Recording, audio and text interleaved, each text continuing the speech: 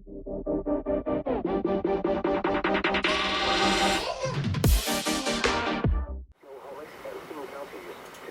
rain and snow likely in the morning. A chance of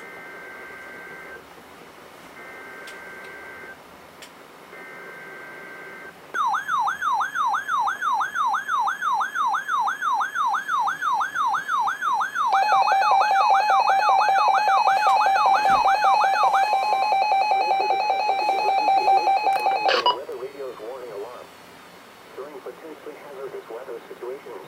The National Weather Service transmits a signal that automatically activates specially built receivers to warn of the impending hazard. Tests of the receivers are normally conducted by the National Weather Service every Wednesday near 12 noon.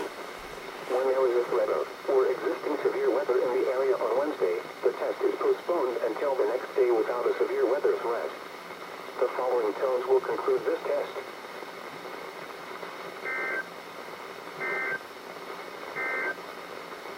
The forecast for the Cascades of snow.